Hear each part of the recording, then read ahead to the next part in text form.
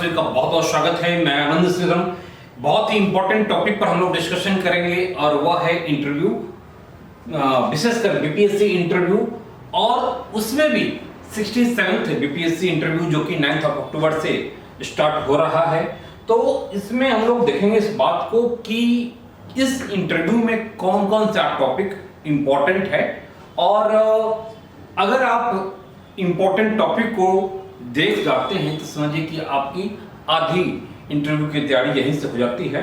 तो बिना टाइम को गवाए हम लोग पॉइंट पर आते हैं कि इस 67th बीपीएससी में कौन सा टॉपिक इंपॉर्टेंट होगा। तो जैसे हम लोग जानते हैं कि इसको कई भागों में बांट देते हैं। सबसे पहले तो इंटरनेशनल को इश्यूज को हम लोग देखते हैं।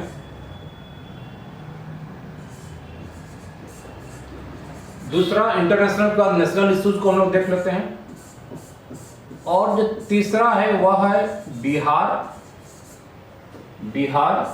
बिहार की इश्यूज को देख लेंगे। चौथा में मिसलेनियस है या फिर स्पोर्ट्स है, कुछ भी है, ठीक है, मिसलेनियस देख लेते हैं। तो ये हमारा मोटा मोटी कैटेगरी है। और इंटरनेशनल में जैसा कि हम लोग जानते हैं कि इस बार के लिए जो सबसे इंपॉर्टेंट है वह अभी है जो इंडिया और कनाडा के बीच में जो एक थोड़ी सी वो तनाव जो दिख रहा है वह उस संदर्भ में, ठीक है। तो इंडिया एंड कनाडा का इशूज क्या है, जो खालिस्तान का इशूज है वह क्या है, कब से चला रहा है, इसमें कनाडा कैसे इंपॉर्टेंट है और कनाडा का क्या रुख है, इंडिया को क्या स्टैंड लेना चाहिए, आदि तमाम चीजें जो डिप्लोमेट्स को वहां से हटाया गया दोनों देशों के द्वारा एक दूसरे की कंट्री से, तो यह सही है गलत है, इन सारी चीजों को हम लोग इसमें देखेंगे। यानी आपको इस पर तैयार करनी है। अब इंडिया और कनाडा के अलावा जो इंपॉर्टेंट है, एक यूक्रेन का जो इशूज है वह हमेशा इंपॉर्टेंट है। यूक्रेन वाली चीजें अभी भी समाप्त नहीं हुआ है। तीसरा इसमें जो महत्वपूर्ण चीज है वह है G20, इसको भी हम रखेंगे इसी में, G20। चौथा है यूएनओ का इशूज काफी इंपॉर्टेंट है और इंडिया सिक्योरिटी काउंसिल में परमानेंट मेंबर बनना चाहता है। चाइना का इशूज हमेशा एक इंपॉर्टेंट रहता है कि चाइना को बैलेंस करने के लिए इंडिया को क्या करना चाहिए या जो कुछ किया जा रहा है काफी है। चाइना को कैसे सरपास कर सकता है, G20 में बहुत सारी चीजें उसमें उभर करके भी आई है। तो चीन का जो वन बेल्ट जो वाली जो इशूज है, ठीक है। तो इंटरनेशनल में इन सारी चीजों को हम लोग मोटा मोटी देख जाना है। इंडिया और अमेरिका का रिलेशन भी इंपॉर्टेंट है जो कि चर्चा में हमेशा से रहा है, आए दिन काफी अच्छा संबंध बना है। अब नेशनल इश्यूज में अगर आए तो नेशनल इश्यूज में जो इंपॉर्टेंट है यहाँ भी आप G20 को यहाँ भी रख सकते हैं, लेकिन इसमें सबसे पहले तो मैं चंद्रयान को रखूंगा क्योंकि चंद्रयान 3 का जो इशूज है वह काफी इंपॉर्टेंट है। दूसरा इशूज मणिपुर का है। मणिपुर के इशूज अभी भी समाप्त नहीं हुआ है। आए दिन वहां फिर से झड़पें होती हैं, हत्याएं जैसी चीजें देखी जा रही है। तो अगला है महिला सशक्तिकरण जो कि काफी इंपॉर्टेंट है। वुमेन रिजर्वेशन जो महिलाओं को दिया गया है, वुमेन का महिलाओं को रिजर्वेशन, वह काफी इंपॉर्टेंट है। और इसमें जो क्वेश्चन बन सकता है वह यह कि जो कुछ क्षेत्रीय पार्टियों के द्वारा जैसे आरजेडी है, सपा है आदि पार्टियों के द्वारा इस बात की जो डिमांड की जा रही थी कि ओबीसी को भी इसमें रिजर्वेशन दिया जाना चाहिए, यानी ओबीसी महिलाओं को रिजर्वेशन दिया जाना चाहिए। तो जैसे SC/ST महिलाओं को दिया गया है, हालांकि उनके अपने ही कोटे में दिया गया है, वो भी सर्कुलेट होता रहेगा। तो ओबीसी का एक इशूज इसमें रहा है, वह सही है गलत है, आपका क्या स्टैंड है, इस टाइप की चीजें यहाँ पर आपसे प्रश्न पूछा जा सकता है। अगली जो इशू जो है, वन नेशन वन इलेक्शन, ठीक है, वन नेशन वन इलेक्शन, जो यानी जो ज्वाइंट इलेक्शन की जो चीजें हैं, डिमांड होती रही हैं सत्ता पार्टी की, यह एक उनके मैनिफेस्टो में रहा है। तो इसमें आपकी क्या राय है, क्या समस्याएं हैं, क्या प्रभाव पड़ेगा, इन सारी चीजों को इसमें हम लोग देखेंगे, ठीक है। इसके अलावा, इलेक्शन के अलावा, जैसे मान लेते हैं कि धारा 370 है, 370 का इशू जो है, राम मंदिर का इशू जो है, ज्ञानवापी का मुद्दा है। तो पुराने नामों की जगह नए नाम को लाने की इशू जो है, कई जगह ऐसा देखा जा रहा है कि इसकी संस्कृति डेवलप हो रही है। बिहार के संदर्भ में ये बातें इंपॉर्टेंट हो सकता है। तो ये सारी चीजें हमें इसमें नेशनल इश्यूज में देख जाना है, ठीक है। अब एक और इसमें हो सकता है जातीय जनगणना। हालांकि जातीय जनगणना को हम बिहार में रख लेते हैं। बिहार में एक इंपॉर्टेंट चीजें हैं, कास्ट सेंसस, है ना, जातीय जनगणना, कास्ट सेंसस। कास्ट सेंसस क्यों इंपॉर्टेंट है, सरकार के पीछे इसका क्या स्टैंड है, क्या सपोर्ट में है, विरोध में है, क्यों नेशनल लेवल पर इसको नहीं करवाया जा रहा है। 1931 के बाद जब अंग्रेजों का शासन था, उसके बाद नहीं हुआ है, इसके पीछे क्या रीजन है, ये तमाम बिहार गवर्नमेंट भले आगे बढ़ करके अपनी पॉलिटिकल कहीं न कहीं एक मैनिफेस्टो के तहत इन चीजों को करवाया है, लेकिन नेशनल लेवल पर क्यों नहीं इसको एक्सेप्ट किया गया 1931 के बाद, क्यों नहीं भारत सरकार ने इसको इंपॉर्टेंट समझा। तो इस पर आपकी एक स्पष्ट राय होनी चाहिए। तो कास्ट सेंसस हो गया बिहार से।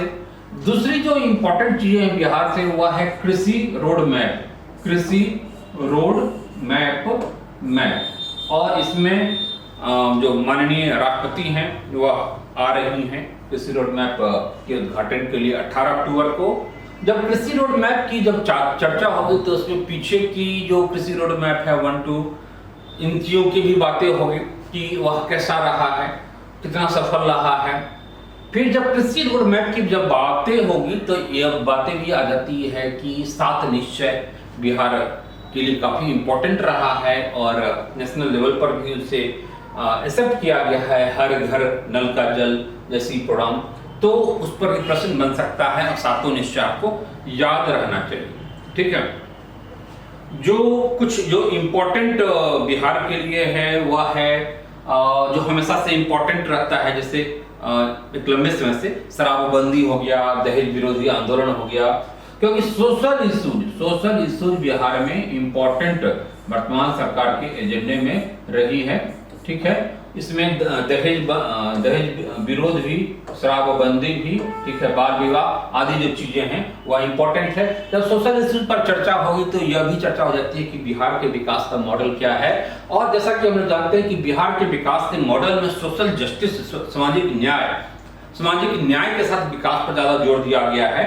यानी जो लॉन्ग टर्म की जो चीजें हैं विकास के लिए, उस पर हम ज्यादा फोकस कर रहे हैं, जिसमें महिलाएं हैं, SC ST है, अल्पसंख्यक समुदाय है, पॉवर्टी है, इन सारी चीजों पर हम ज्यादा फोकस करते हैं। बिहार में बिहार की जो आर्थिक स्थिति है, जिसमें इकोनॉमिकल सर्वे, बजट वगैरह है, तो उससे तो डायरेक्ट प्रश्न भले ना हो, लेकिन जो हाल के दिनों में बिहार में पॉवर्टी में काफी कमी आई है और इसका GDP ग्रोथ रेट काफी अच्छा दिख रहा है।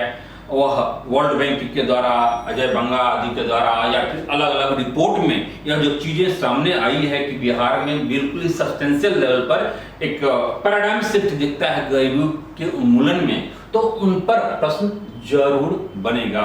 यह बिहार की एक विकास की रूपरेखा को दिखाता है। हाँ, मैं ये कह रहा था कि मॉडल इसमें आप इसको देख जाएंगे, इससे बहुत सारी चीज आ जाएगी। तो बिहार का जो विकास का जो मॉडल है, बिहार का डेवलपमेंट मॉडल है, वह बहुत सारे स्टेट से अलग है, ठीक है। अब सर्टेनली अगर गुजरात की बातें करें तो गुजरात से बिल्कुल ही अलग है। गुजरात में काफी इन्वेस्टमेंट हुआ है वहाँ पर। वाइब्रेंट गुजरात आज से 20 साल पहले एक बहुत बड़ा आयोजन हुआ था और उसका परिणाम दिख रहा है कि गुजरात आज इंडिया का एक किसी यूरोप की कंट्री को टक्कर देने की स्थिति में है। वहाँ जो डेवलपमेंट हुआ है, तो क्या हमारा जो सोशल मॉडल है वह हमारे सोशल मॉडल से बेहतर है गुजरात का विकास मॉडल? तो इन सारी चीजों को लेकर के बिहार के बारे में एक ओवरऑल आप एक अपना स्टैंड बना के रखना है कि बिहार की क्या स्थिति है, क्या स्थिति परिस्थिति है, वह औरों से कैसे अलग है, कैसे हम कास्ट से ऊपर उठ नहीं पाए हैं, कैसे हमारे यहाँ जो सोशल मूवमेंट है वह दक्षिण की तरह यहाँ पर नहीं मतलब संभव हो पाया है। तो जाति में राजनीति का अपराधीकरण जैसी इशूज है, धर्म का प्रभाव है, संप्रदायवाद है, तो इन सारे इशूज को डिजास्टर मैनेजमेंट है। डिजास्टर मैनेजमेंट कुछ मैं ऊपर लिख देता हूँ, इससे डिजास्टर मैनेजमेंट जैसी चीजें हैं तो काफी महत्वपूर्ण है, प्राय इसका प्रश्न रहता ही है। बिहार में पुलिस सुधार है, पुलिस सुधार पर काफी काम हो रहा है, आगे भी करने की आवश्यकता है।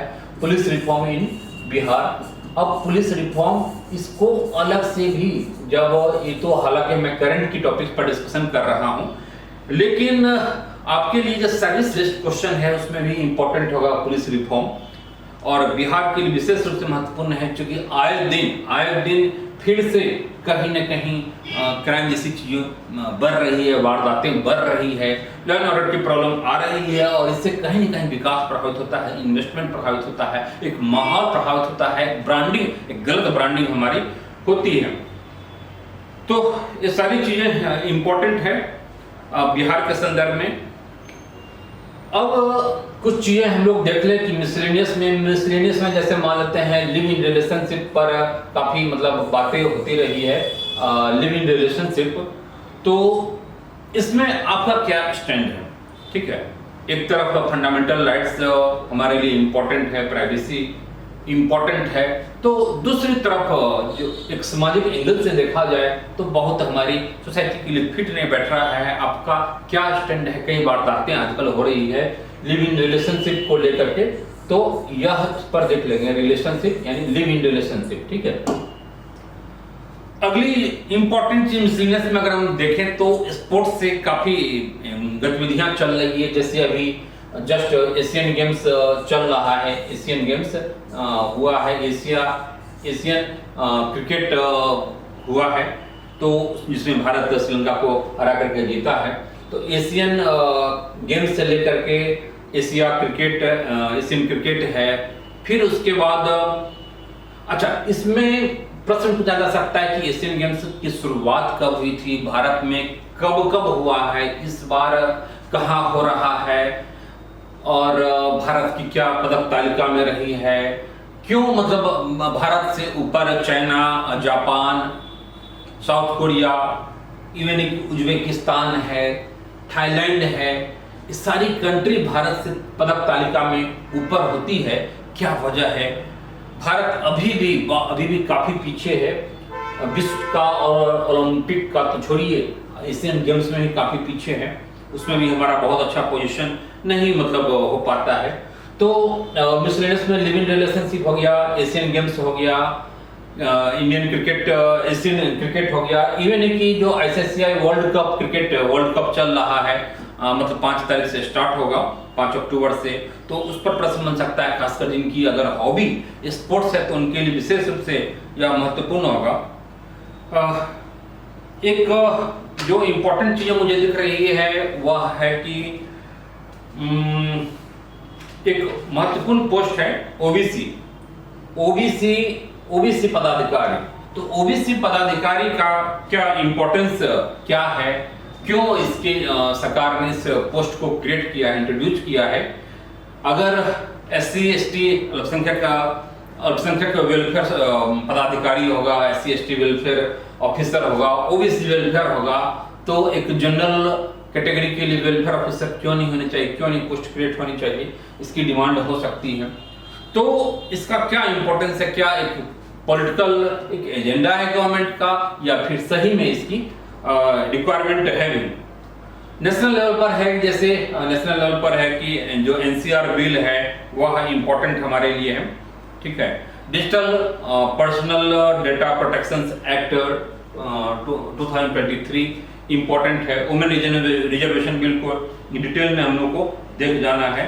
तो कुछ ये इम्पोर्टेंट चीजें हैं जिसको अगर देख लिया जाए तो स्पोर्ट्स से लेकर के सोशल इश्यूज को, बिहार के इश्यूज को, नेशनल इश्यूज को, इंटरनेशनल इश्यूज को, तो सर्टेनली यहाँ से क्वेश्चन तो आना ही आना है। और आप 5-7 मिनट इन टॉपिक्स पर, कम से कम 5 मिनट तो इन टॉपिक्स पर आप इंटरव्यू को खींच सकते हैं। ओपन इंडेड इंटरव्यू से बेटर है कि कुछ खास एरिया जो आपकी तैयार हो उस पर डिस्कशन हो। भारत की जो विदेश नीति है, इसको इंटरनेशनल लेवल पर हम डाल सकते हैं। वह विदेश जो फॉरेन डिप्लोमेसी है या भारत की जो छवि है वह काफी बदल रही है और इससे वैश्विक समीकरण भी बदल रहा है।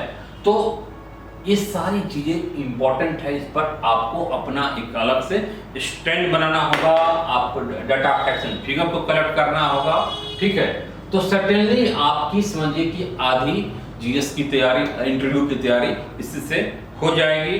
बाद बाकी जो इम्पोर्टेंट है वह रिपब्लिका के प्लेटफॉर्म पर 3 अक्टूबर से कंटिन्यूअसली इंटरव्यू स्टार्ट हो रहा है और रिपब्लिका जो कि ईस्ट बोरिंग कैनाल रोड में है, ईस्ट बोरिंग कैनाल रोड में है, तो वहां से कंटिन्यूअसली चीजें चल रही है इंटरव्यू। तो आप लोग इन सारे टॉपिक्स को देख लेंगे, साथ ही मॉक इंटरव्यू में पार्टिसिपेट कीजिए। आई थिंक बहुत ही अच्छी तैयारी हो जाएगी और सर्टेनली अच्छा मार्क्स आएगा। एक सिर्फ आप अपने आप के लिए जरूर सुनिश्चित करें। तो डेट्स ऑल, फिर हम लोग मिलते हैं अगले टॉपिक्स के साथ।